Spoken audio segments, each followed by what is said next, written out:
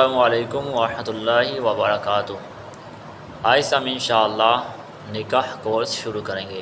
نکاح کے مسائل، اس میں طلاق کے مسائل اور بیوی کے حقوق، نان نفقہ وغیرہ، یہ مسائل انشاءاللہ ہم اس کورس میں آپ کو بتائیں گے۔ اللہ تبارک و تعالی نے اس کائنات میں بہت ساری مخلوقات پیدا فرمائی ہیں۔ بہت ساری ان مخلوقات میں بہت ساری جاندار مخلوقات ہیں، اور جانداروں میں اللہ پاک نے کسی کو نر بنایا ہے اور کسی کو مادہ بنایا ہے، اور ان کے اندر فطری خواہشات بھی رکھی ہیں۔ انہی جانداروں میں ایک مخلوق انسان بھی ہے، اور انسان کے اندر بھی فطری خواہش رکھی ہے،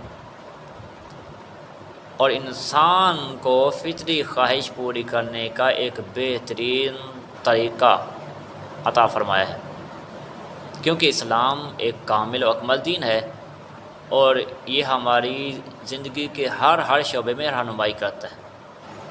اس طرح فطری خواہشات کو پورا کرنے میں بھی اسلام نے ہمیں ایک طریقہ بتایا ہے، اور وہ صرف اور صرف نکاح کا طریقہ ہے۔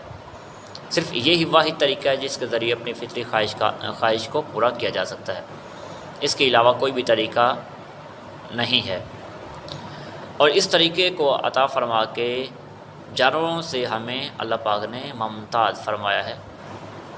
اگر ہم نکاح کو چھوڑ کر کوئی اور طریقہ اختیار کریں گے اپنی فطری خواہش کو پورا کرنے کا، تو پھر جانوروں اور انسانوں میں فرق نہیں رہے گا۔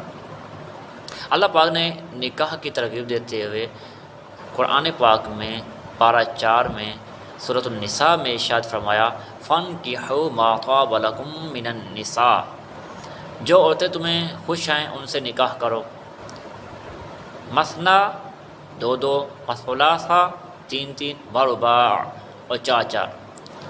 فَإِنْ خِفْتُمْ أَلَّا تَعْدِلُوا فَوَاحِدَةً، اور اگر تمہیں خوف ہو کہ عدل نہیں کر سکو گے ان کے درمیان، فواحدہ، تو پھر ایک ہی نکاح کرو۔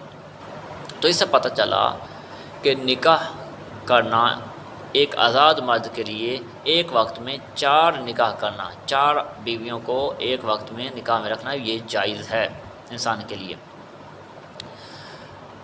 4 سے زیادہ نکاح کرنا یہ جائز نہیں ہے ایک وقت میں، یعنی کہ اگر 4 بیویاں موجود ہیں تو 5ویں سے نکاح نہیں کر سکتا۔ ہاں، ان میں سے ایک فوت ہو جاتی ہے، یہ ایک کو طلاق دے دیتا ہے، 3 بج گئیں، تو اب 4 کی گنتی پوری کر سکتے ہیں، ٹھیک ہے۔ 4 سے زیادہ نکاح کرنے کی اجازت کسی کو بھی نہیں ہے۔ نبی کریم صلی اللہ علیہ وسلم کو صرف 4 سے زیادہ نکاح کرنے کی اجازت تھی، کیونکہ یہ آپ کی خصوصیات میں سے ہے، ٹھیک ہے۔ امت میں سے کسی کو بھی 4 سے زیادہ نکاح ایک وقت میں، یعنی کہ 4 بیویاں ایک وقت میں رکھنے کی اجازت ہے، 4 بیویوں سے زیادہ ایک وقت میں رکھنے کی اجازت کسی کو بھی نہیں ہے۔ اور یہ بھی اس صورت میں ہے، اسی آیت مبارکہ سے پتہ چلا کہ جب ان کے درمیان عدل و انصاف بھی کر سکیں۔ اگر 4 میں 4 بیویوں میں عدل و انصاف کر سکتے ہیں تو 4 نکاح کرنے کی اجازت ہے، لازمی نہیں، یہ جائز ہے، ٹھیک ہے۔ اگر 4 میں نہیں کر سکتے ہیں، خوف ہے کہ میں 4 میں عدل نہیں کر سکتا لیکن 3 میں کر لوں گا، تو پھر 3 کی اجازت ہے، 4تھی کی اجازت نہیں ہے۔ اگر 2 میں عدل و انصاف کر سکتے ہیں، تیسری کا خوف ہے، تیسری میں عدل و انصاف نہیں کر سکوں گا، تو 2 کی اجازت ہوگی، تیسری کی اجازت نہیں ہوگی، ٹھیک ہے۔ اگر ایک کی ہے کہ ایک کے حقوق پورے کر سکوں گا، اگر دوسری کا لی تو دونوں میں عدل و انصاف نہیں کر سکوں گا، تو پھر دوسری کی بھی اجازت نہیں ہے۔ اور یہ عدل و انصاف یہ کھانے پینے میں ہوگا، یعنی کہ جیسا ایک کو کھلا رہے ہیں دوسرے کو بھی ویسا کھلانا پڑے گا۔ اس طرح پہننے لباس میں جیسا ایک کو لباس لے کر دیا دوسری کو بھی ویسے لباس لے کر دینا ہوگا۔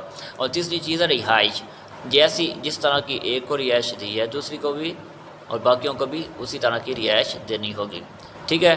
اور چوتھی چیز یہ ہے کہ رات گزارنے میں بھی برابری کرنی ہے۔ ایک کے پاس ایک رات گزاری ہے تو دوسری کے پاس بھی ایک رات گزارنی ہوگی، ایک کے پاس 2 گزاری ہیں تو دوسری کے پاس بھی 2 راتیں گزارنی ہوں گی۔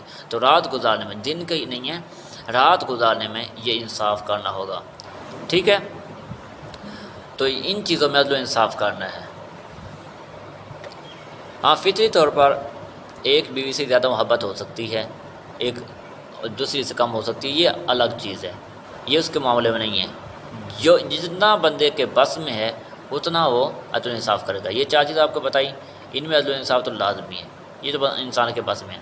ہاں دل کا معاملہ جہاں وہ انسان کے بس میں نہیں ہے، ایک کی طرف زیادہ رغبت ہے، دوسری طرف کم رغبت ہے، یہ انسان کے بس میں نہیں ہے، اس میں معافی ہے۔